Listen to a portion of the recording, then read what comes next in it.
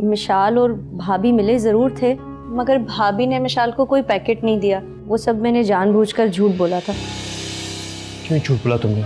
अम्मी ने कहा था तो मैंने झूठ बोला। काफी आसानी से कबाब में से हड्डी निकाली है तुमने। मुझे किचन में कुछ काम है। बोलो, अब तुमने क्यों झूठ बोला? बोलो। अम्मी, अगर मैं झूठ नहीं बोलती तो सारा की बच्ची जाकर भाई को सब कुछ सच सच बता देती। कौन सा सच? असल में सारा मेरे पीछे रेस्टोरेंट तक पहुंच गई थी और उसने मुझे शिराज के साथ देख लिया और उसने मेरी और आपकी सारी बातें सुन ली। क्या? अर्शियान कमरे में है, अगर सारा ने उसे कुछ बता दिया तो? लेकिन अम्मी, सारा ने मुझसे वादा किया है, अगर मैं ये सब कुछ कहूंगी तो वो भाई को कुछ नहीं बताएगी। और तुमने मुझे अर्शियान के सामने झूठा भी बना दिया। अब वो मेरी कभी किसी बात का एतबार नहीं करेगा। तो अम्मी आप बताएं, मैं क्या करती? सारा ने मुझे धमकी दी थी, अगर मैं ये सब कुछ नहीं करती तो वो भाई को बता देगी। शिराज से क्या बात हुई तुम्हारी? वो भी नहीं मान रहा। वो भी यही कह रहा है कि इतनी जल्दी उसके घर वाले नहीं मानेंगे। तो तुमने निकाह क्यों किया? निकाहनामे की कॉपी है तुम्हारे पास? देखा, निकाहनामे पे दस्तखत करवाए और तुम्हें बेवकूफ बनाया और तुम बन गई। तो समझ में नहीं आ रहा मैं क्या करूं, कहां जाऊं। ऊपर से अगर सारा ने अर्शियान को सब कुछ बता दिया तो बहुत बुरा हो जाएगा।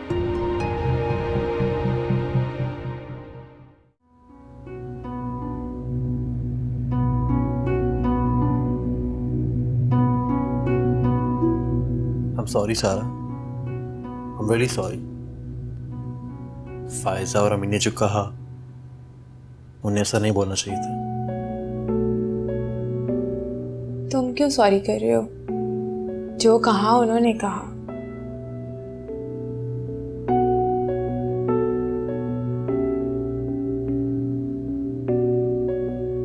प्लीज अर्शियान, मुझे बिल्कुल अच्छा नहीं लगता कि तुम मुझसे एक्सक्यूज करो।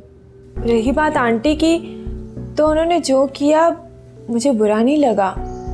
ऐसी छोटी मोटी बातें तो हो जाती हैं। लेकिन उस वक्त तुमने मान लिया था, क्यों? मैं अकेली सच बोल के क्या कर लेती उस वक्त? जब दो लोग एक ही बात कर रहे थे तो मुझे लगा शायद मान लेना ही बेहतर है। और मैं मिशाल से तो मिली थी, मगर मुझे वो पैकेट वाली बात का बुरा नहीं लगा। मुझे तो ये अफसोस हो रहा है कि आज आंटी तुम्हारे सामने झूठी पड़ गई। पता नहीं अब तुम कैसे एतबार कर पाओगे उनकी बातों पर।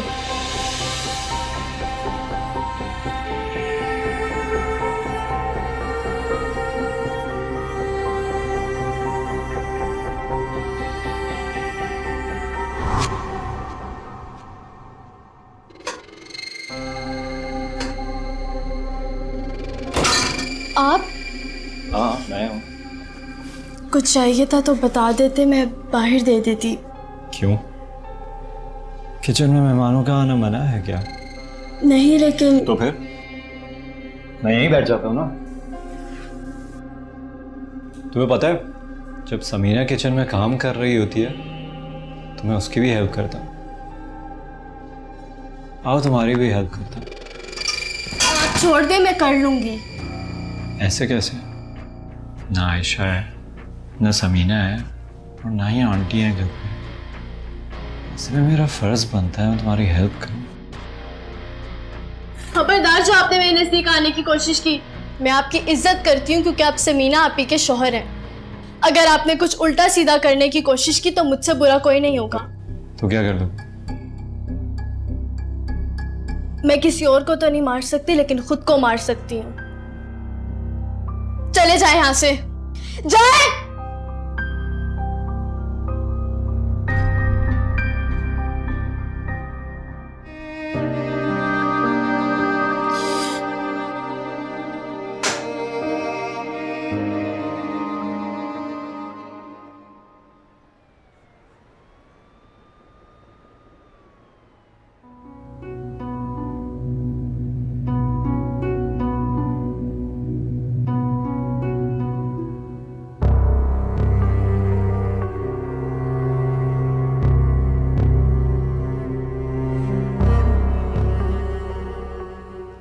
अर्शियान को कुछ नहीं बताया मैंने।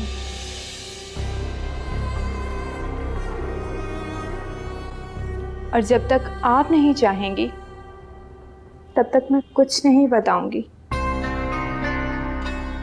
समझ तो गई होंगी आप।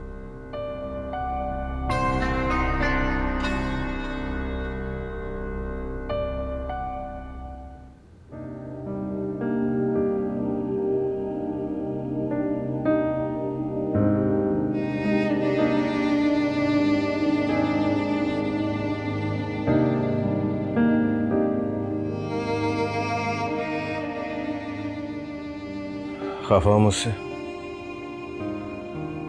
मुझे तुम्हारा फ़ोन नहीं सुनना चाहिए था। इसमें आपकी गलती नहीं है। आपकी जगह कोई भी होता तो यही सोचता कि उसके जाने के बाद कहीं और। अच्छा, अब मुझे और शर्मिंदा मत करो। मैं आपके लिए चाय बना कर लाऊं? नहीं,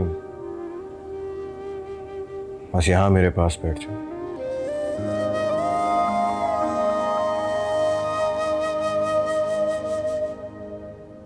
पापा, पापा, जी बेटा। मेरी डायरी को देखना। मामा को दिखाओ।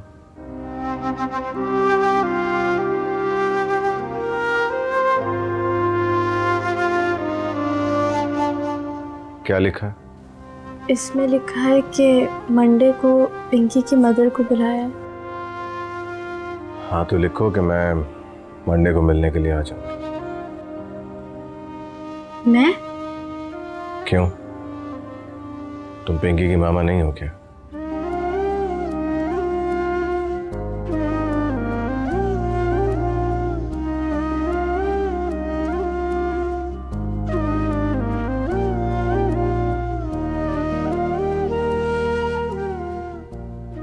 क्या लिखा है?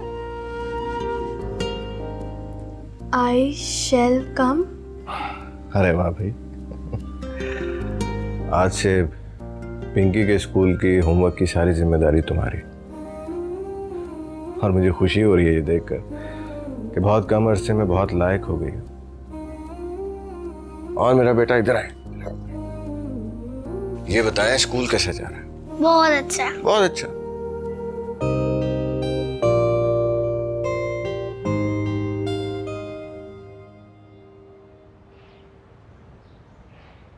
नुकसान नुकसान नुकसान, ये हो क्या रहा है इस फैक्ट्री में? तुम्हें मैंने इसलिए रखा है नुकसान करने के लिए। एम्ब्रॉयडरी बाबा खराब किस तरह होती है? जवाब दो मुझे। देखो, मुझे इन तमाम सवालों का जवाब चाहिए, वरना मैं पुलिस को इन्वॉल्व करूंगा।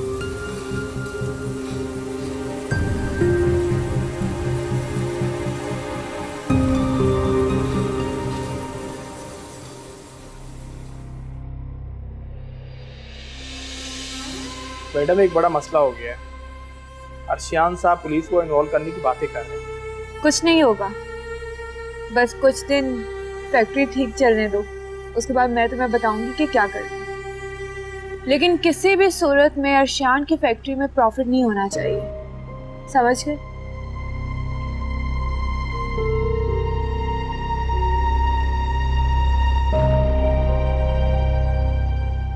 तुम्हारे लिए। Thank you madam. चले।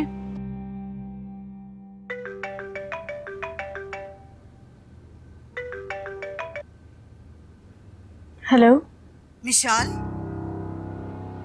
जी मोमानी बात कर रही हूँ। तुम मुझसे मिलने आ सकती हो अभी? खैरियत? बस समझ लो खैरियत ही तो नहीं है। हम एक बहुत बड़ी मुश्किल में फंस गए हैं और सिर्फ तुम ही हमें इस मुश्किल से निकाल सकती हो। मैं? हाँ बेटा तुम।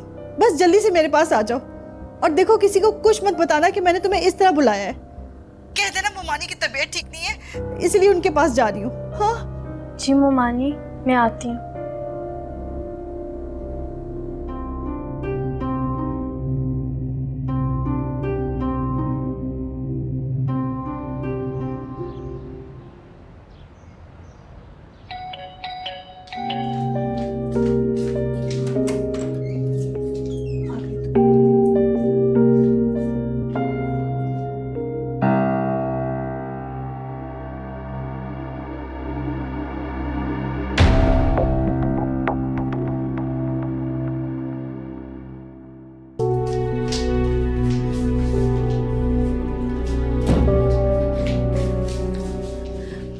विशाल, क्या हुआ ममानी? सब खैरियत तो है? खैरियत ही तो नहीं है बेटा। क्या हुआ? पहले मेरे सर पर हाथ रख के कसम खाओ, किसी को कुछ नहीं बताओगी, जाहिद को भी नहीं। ये बात सिर्फ मेरे और तुम्हारे बीच में रहेगी। मैं कसम खाती हूँ ममानी, मैं किसी से कुछ नहीं कहूंगी।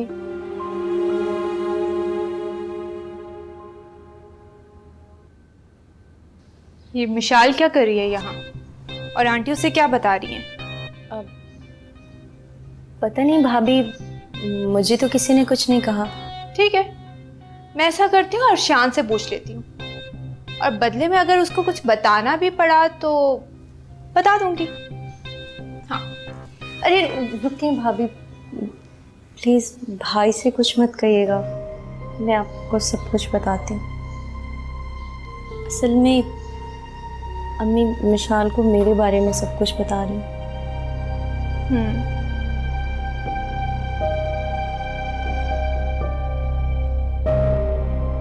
फायजा ने हमें कहीं मुंह दिखाने के लायक नहीं छोड़ा।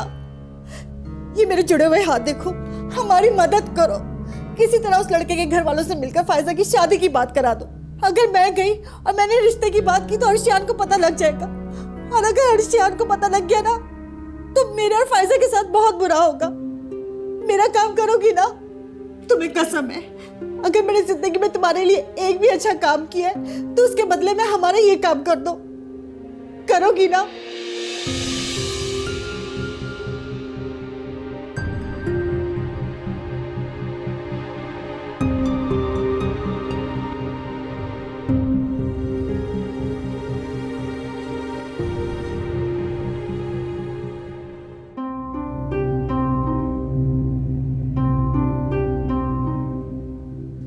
फायजा, शिराज का नंबर दो मिशाल को।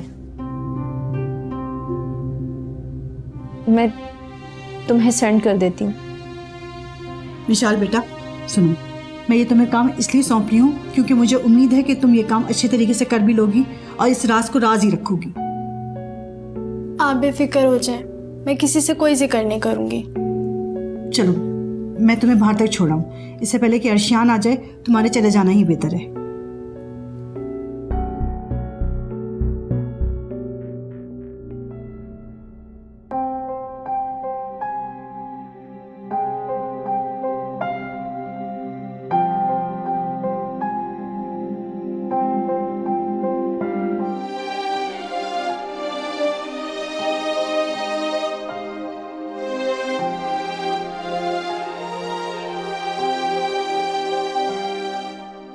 कैसी हो मिशाल?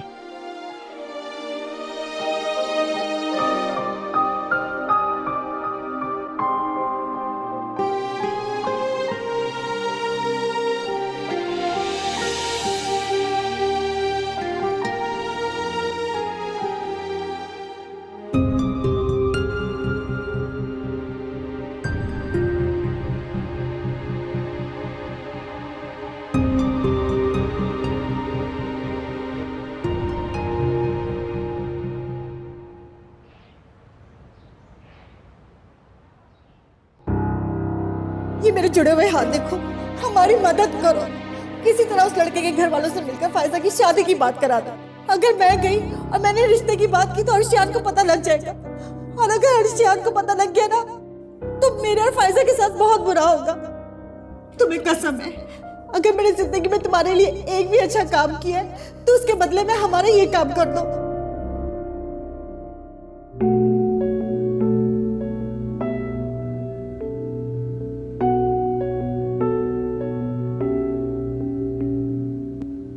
फायजा खाना नहीं खाएगी? नहीं, उसे भूख नहीं है। तो वैसे ही आकर बैठ जाए, 2-3 दिन हो चुके हैं, मेरी बात नहीं हुई उससे। फायजा जाओ लेकर आओ उसको। वो उसकी तबीयत ठीक नहीं है, ऊपर कमरे में सो रही है। अच्छा, मैं देख कर आता हूँ। नहीं, उसने दवाई खाई होगी, सो गई होगी वो।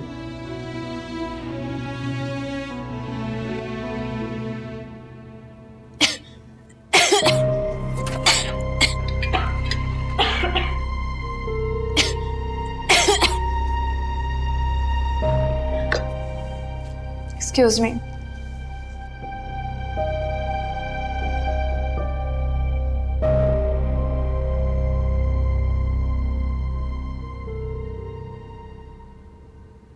आप परेशान लग रही हैं।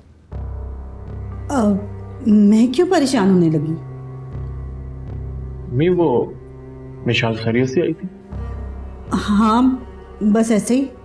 और उसका शौहर कैसा है अब? ठीक ही होगा।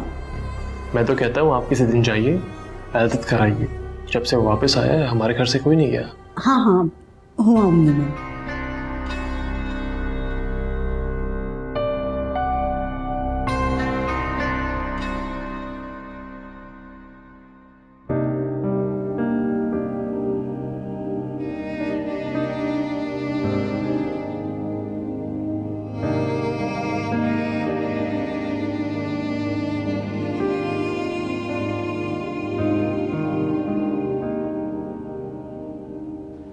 विशाल, जी सोई नहीं तू? बस नींद नहीं आ रही थी। नींद नहीं आ रही थी? सब खैरियत है? जी सब खैरियत है। जब से तुम अपने मायके से आई हो काफी परेशान नजर आ रही हो। किसी ने कुछ कहा है क्या? नहीं, बस ममानी की तबीयत नहीं ठीक थी, उन्हीं के लिए परेशान हूँ। अच्छा, क्या हुआ? उन्हें बताया नहीं तुमने? बस वही बुखार वगैरह। अगर मामूली सी बात है तो तुम इतना परेशान क्यों हो कि तुम्हें नींद नहीं आ रही? अगर चाहो तो फोन कर लो। नहीं, इस टाइम वो सो रही होंगी। तो मेरे ख्याल में फिर तुम भी सो जाओ, सुबह अस्पताल भी जाना। जी, आपको कुछ चाहिए? हाँ नहीं, सो जाओ बस।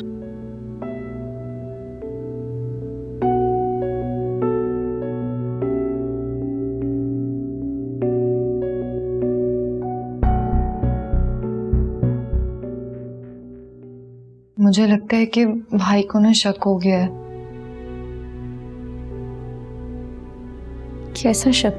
यही कि कुछ गड़बड़ है और हम उनसे कुछ छुपा रहे हैं। तुम ना कुछ दिन भाई के सामने ना जाना, ये ना उनका शक यकीन में बदल जाए और उनको पता चल जाए कि तुम्हारा ही कोई मसला है जो हम उनसे छुपा रहे हैं। सुनो। हाँ? तुम्हें क्या लगता है मिशाल कुछ कर पाएगी? पता नहीं।